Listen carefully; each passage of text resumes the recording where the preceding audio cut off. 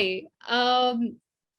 I can't define in words how it feels to be sitting in front of you, because as difficult as it is to, pronounce your name, it's so easy to find you on LinkedIn. Like, I have seen you growing. I have seen the kind of posts that you do. And there's a history of how we found you because your name was recommended by a couple of people who are your genuine loyal followers. So that's when we stumbled upon your profile. And should I call you Krish? Yeah. Actually go by Krish mostly because Great. people just murder my name almost all the time. So, Krish, you are actually that superstar, or I am not sure how your image is in your college, but I'm pretty sure I see you as a rock star, nailing it at the age that you are, knowing about personal branding and doing stuff that people of your age might not even know about. And when I was your age, I was practically just eating samosas out of canteen. So I'm so proud of you for doing whatever you are doing. And welcome to this series by Story, wherein we cover your story in 30 minutes with 30 questions, divided into two segments, long form questions and rapid fire. And I'm so excited to do this with you. Thank you for the invite. So, are you ready? Yeah. Okay, my first question has to be this: what makes you Krish? Like, what segregates you from the crowd? Or what is one thing that you've always stick to, that has made this kind of impact that you have like 48,000 followers on LinkedIn and everything beyond that? So, what makes you you? I think I would describe myself as a good listener and observer. I'm kind of introverted in general, and I just love to observe things more than speak on it or like take action right away. I observe things and then maybe write about it. Writing has always been a part of me from like I don't know since like I started reading maybe. So even like I wrote my first story in when I was in second grade or something, and it was totally inspired by the Famous Five series.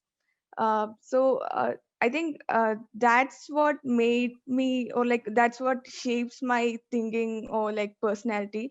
The constant observing and like I used to read a lot as well. So that I think it's like accumulation of all that which has shaped me, my personality or my perspective. That's so nice. And it's so important to be a good listener.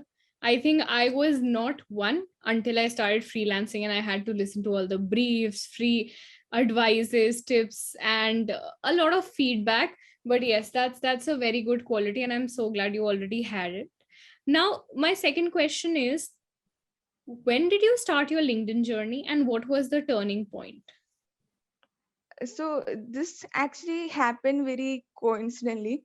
So Mhm. last year, like during the first lockdown phase, I had just returned back from college. I did my college in Manipal Institute of Communication. So I came back home. I live in Calicut, Kerala. So I came back home and I was actually quite bored. I had nothing much to do.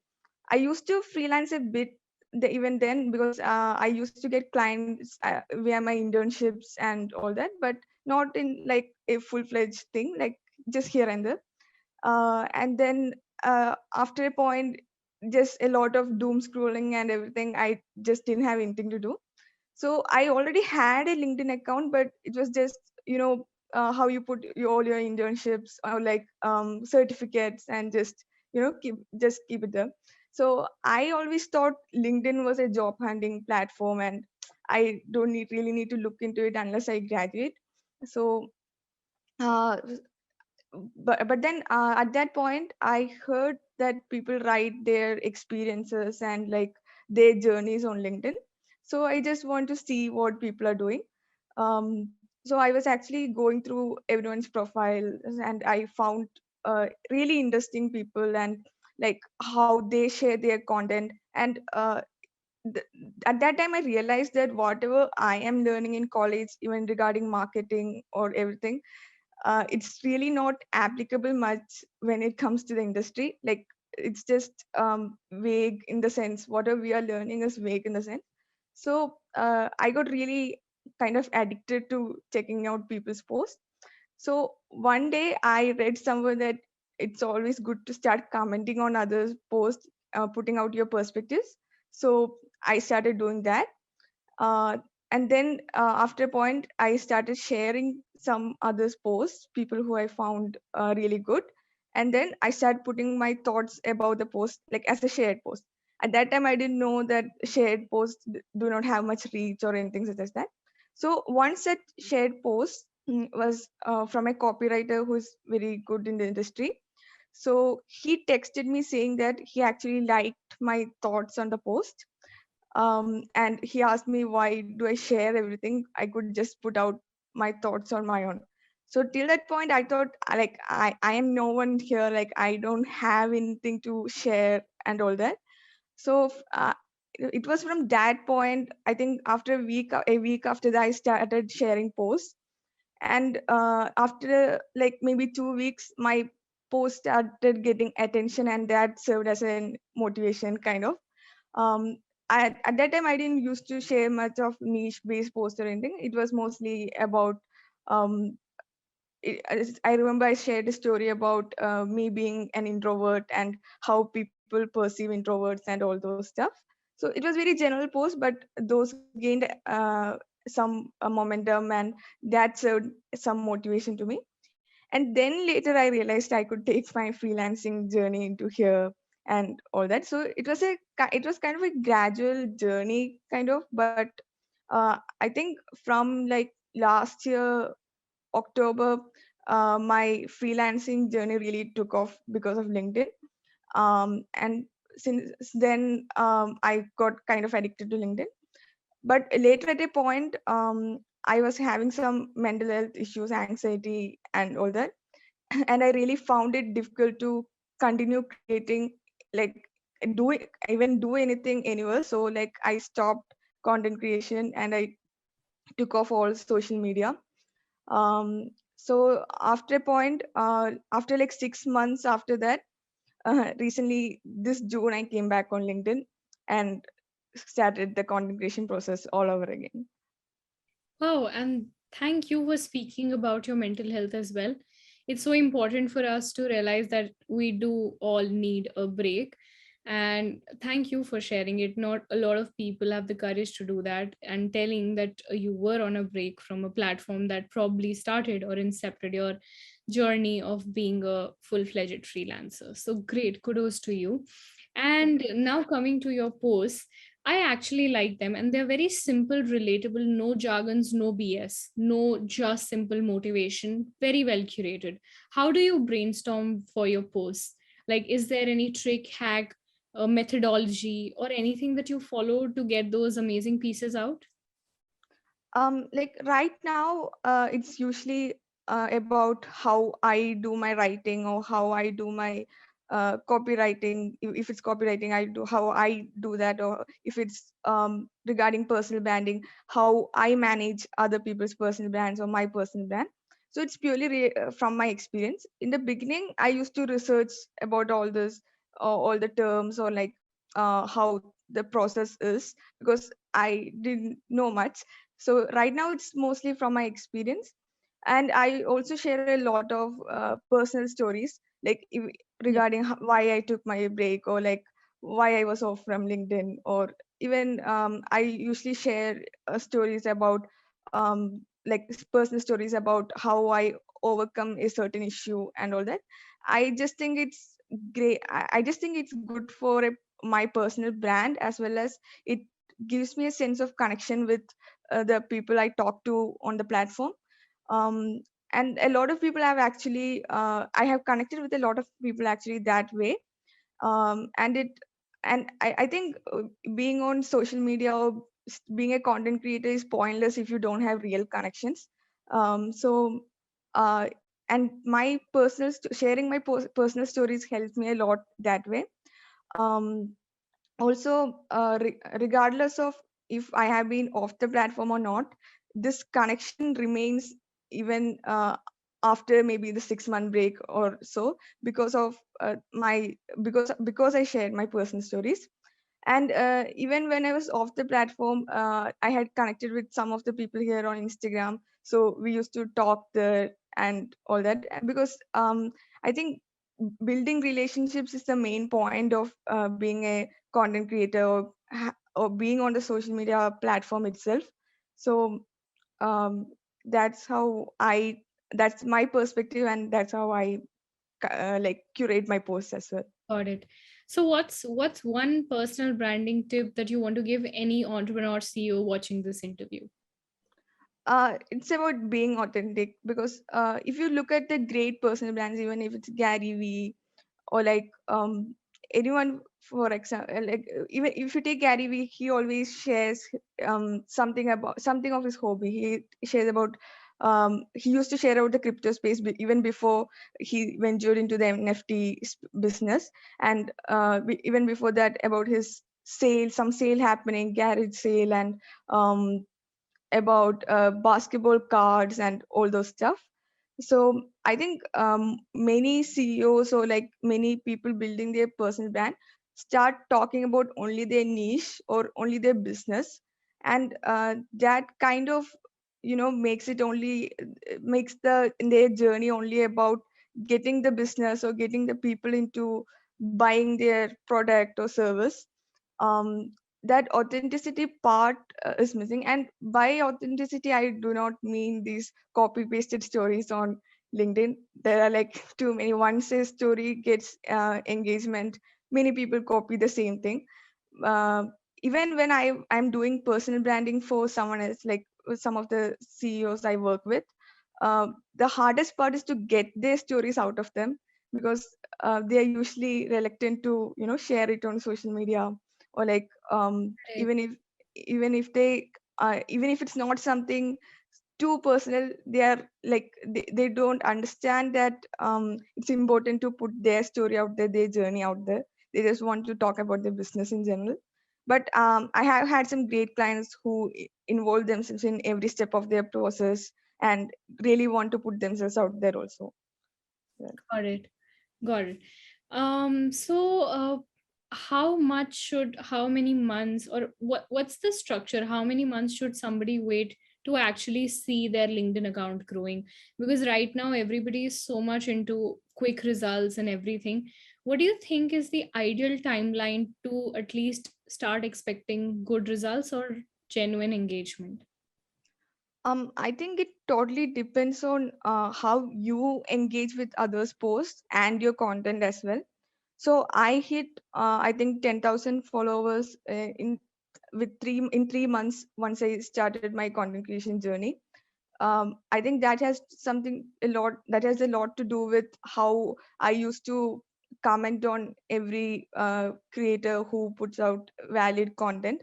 So and come one of the things I like about LinkedIn is when you comment on others' posts, uh, it's you, it's not just about engaging with them. You get more visibility, even if the algorithm break doesn't give your post the necessary reach. So through that visibility, um, your content would also get recognized. So I believe commenting itself is engaging with others posts itself is a form of content creation. But the thing there is, most people just put out great post or nice share and all that. I don't think that really helps in any way. You have to give out value, even if it's in the comments, or even if it's in your DMs, your about section everywhere. So I don't know if I can really discuss about a timeline. It also depends on the niche, or like the service you're catering to. If it's something people are not very familiar with, you wouldn't have so much engagement on your post.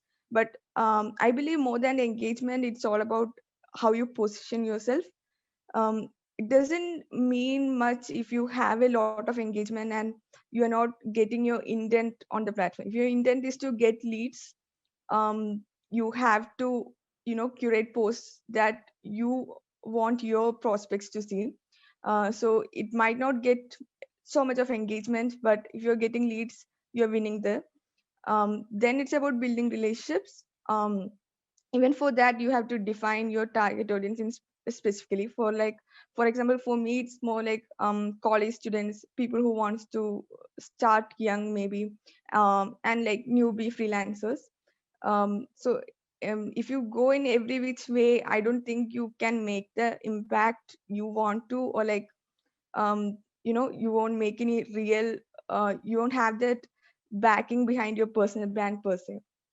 Got it. Makes a lot of sense, and it's actually very valid. I've experienced in my own journey. All right. So my next question has to be that you've told that you have clients and you have worked with some great personalities. Now, where do you get your most of your clients? Is it inbounds? Is it referral? Do you send them cold messages on LinkedIn? Like, what's the whole business about? So even like before my freelancing journey hit off, I used to get clients because of referrals. Mhm. So my first freelancing client, I got it through an internship. They had published my work on their website, and from the someone picked up my contact, and that's how I got my first client. That was for content writing. That's how I started Freelance. um, freelancing. Went from content writing, marketing, and now more into personal branding and such. So I'm all about exploring new niche, and right now I'm all about exploring even new services. Okay. Um, and coming back to where I get my leads from, mostly it's from LinkedIn inbound. I haven't done a lot of outbound actually. I've barely done any outbound. I'm just exploring outbound and cold mails right now. I'm learning more about it and trying to execute that. Otherwise, it's more about LinkedIn inbound leads, and even now I get a lot of referrals. I That really helps a lot, and that gives you a sense of satisfaction as well because you have done your work right. Exactly, because somebody using your services for their business is one thing, but somebody also putting that word in the market or doing that word of mouth marketing for you is an added thing. That means you've Yeah. actually genuinely helped them in some way or the other. Great, got it. So, what's the most underrated feature of LinkedIn that you feel is like, oh, this should be used more often or something like that? Um, I think now it's pretty common, but changing the URL thing was not No. at all popular when, like maybe a year back. I happened to come across it in a webinar or something, and I found that really, I don't think it's that useful per se, but it really helps in personalizing that link, and like it really makes it your own space rather than some old numbers. And then it's the cover pic. Most people leave it blank, and just the normal LinkedIn background. But I think if you do something of your own, it could be anything. It could be just a different color for your brand also. It makes it stand out a bit, and even that more people are using it now because I think LinkedIn itself as a platform is gaining prominence day by day. And more people are talking about it. More and more people are conducting workshops, webinars, everything. So a lot of people are improvising their platforms. And about section, most people just leave it by putting out their services or like just what they offer. So I think even that you need to have an authentic touch to it, like your hobbies or like maybe what you want, what your journey is, or something about that. Same with the featured section. I think if you add some authentic touch to the any parts of the features available already on LinkedIn, it really helps your personal brand stand out a bit. Got it. Makes sense. And so, where do you see yourself 2 years, 3 years, 5 years down the line? Like, is there any vision that you have? I don't really have a particular vision as such. Like for me, everything that has happened till now was purely through experimentation. Like I had no idea I would be doing this right now. For me, when I joined first year in college, I thought I might get placed. What would I do if I don't get placed? This time I didn't even sit for the placements because I wanted to try freelancing out first, and then Wow. maybe I would take a corporate job. Maybe I don't know what I'm gonna do. But right now, my plan is to focus on freelancing. Um, I and right now I'm trying out to niche down a bit more. Mhm. Right now, the my way of niching down is if it's like different industries, I cut down the industries I don't want to work with Mhm. based on my experience or based on my knowledge of the industry. So and now I have come up to like 3 4 industries, so maybe I want to niche down further, so I'm just like thinking about it. So I don't have a plan per se, I don't have a vision board or anything per se, but I do know this, that I want to try out a lot of stuff and I want to experiment a lot of stuff. And I don't want to be that person who, tries to be that person who wants to be working all the time. I want to explore different things as well. Mhm. And main thing is, since I have already experienced a burnout and like, Yeah, the mental health issues that surrounded it, I don't want to have that again. So I always want to concentrate on keeping up my mental health and growing myself in that way. And I think the career part would go well along with it if I manage it well. absolutely. And I really wish you all the best for that. And so, my last question before we move to the rapid fire is, if there's one piece of advice you want to give anybody who's just starting on LinkedIn and you wish you had got this advice, what would it be? I think it would be about, you don't have to fear creating content here. Like when you start out, especially if you are a student, or especially if you're just starting out in your career, I think it's really you would really feel stressed that there are like greater people out there. Of course, there are greater people out there, but that doesn't mean you can't share your own experiences. And even like when I conduct a workshop on personal branding or LinkedIn branding, people usually ask me, what if I haven't found out what I want to do, or like what if I haven't found out my niche. Like I didn't have any idea of my niche or what I wanted to do when I started. I wanted to do, no, all I knew was I was good with writing, and I loved writing. So I wanted to explore that part a bit. And it's LinkedIn that actually made me understand more about marketing and learn about marketing and all that. I upskilled myself because of LinkedIn, you could say. And I got myself out of a lot of stereotypical or like theoretical knowledge that doesn't work because of LinkedIn. So I think you should be open to experimenting, and creating content is totally useful to doing that and even connecting. But and the thing is, you shouldn't be just creating. When you're starting out, you should be actually consuming a lot as well, Yeah, and maybe put out your perspectives with others, or like discuss it with others, or comment on others' posts and all that. got it. And so, now we move to the rapid fire section. Are you ready? Yeah, Great. Okay. So, content or consistency? I think I'll go with content. Great. Okay. Quirky content or subtle emotional content? Subtle emotional. Okay. What is one book, Netflix series, or anything that you want anybody who's watching this interview to consume, like that has what has got you in the mindset or actually helped you a lot in your personal professional journey? So I used to consume a lot of fiction and stick with that. But then recently I started reading self-help books, and recently I ventured into the non-fiction part. So recently I read Atomic Habits, and I think everyone knows about the book, but I came to know about it pretty late. And it has actually helped me take it one day at a time, and not just concentrate on the macro and freak out the whole time. So Atomic Habits. That's a nice answer. Okay. So, what's one non-negotiable on LinkedIn? Like, don't do this ever. Like, what's that word of caution from your end? Don't plagiarize. You will get caught, and what's even the point if it's not yours? And LinkedIn, I think, especially has a lot of plagiarized posts.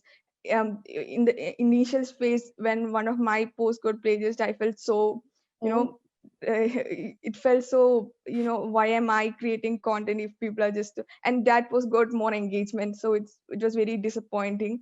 And I don't think there's any point in plagiarizing, because someone would recognize, and even if they don't recognize, if it's not yours, how can you be a content creator? yeah, got it. And next question, Twitter or LinkedIn? Like, do you have that kind of opinion, or you'll just go for LinkedIn? Or do you want to? I am not really active on Twitter. I want to start creating more, but so since I don't have that kind of experience, I would go with LinkedIn. Got it. And inbound leads or outbound leads? What would you prefer?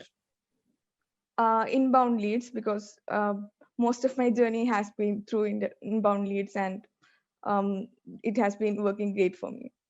Wow. And my last question is, where do you see the content on LinkedIn going? Like, what's the future of content on LinkedIn? Is it well researched content? Is it relatable stories? Is it success stories, motivational? Like, what's the trend that you're seeing that we can, follow maybe? I think relatable content is getting more traction in terms of engagement these days. Even memes or like short videos are getting repurposed into LinkedIn as well. I think that has something to do with more young people being on the platform as well, Yeah. because especially the Gen Z and millennials are used to consuming the 30-second reels and all that. Yeah. And infotainment is gaining more traction. Yes. Um, but if you want to generate leads, I don't think you have to create relatable content. If you are okay with creating whatever you're creating, even if it's brief posts or like pointers, listicles, or whatever, that would work for generating leads. But to build connection, maybe relatable content would do more. Got it. Makes a lot of sense. Thank you so much, Krish. It was actually very enriching to hear somebody who has been working on personal brands, how they curated, how to build it. Because a lot of times people are ignoring features like featured section, about, and everything. And this interview did cover all the basics very well. I think we don't need any Thank workshop or a LinkedIn cheat sheet, masterclass, or anything if this interview is consumed well by people, because this gives you the basics of doing it right, and then you build upon it, and then you figure out ways to do it. So thank you so much for sharing your knowledge and wisdom. It was an honor hosting you, and I cannot tell you how amazing it was and how amazing you are, and I just hope everything works the way you want it, and all the very best for anything and everything that's coming your way. thank you so much.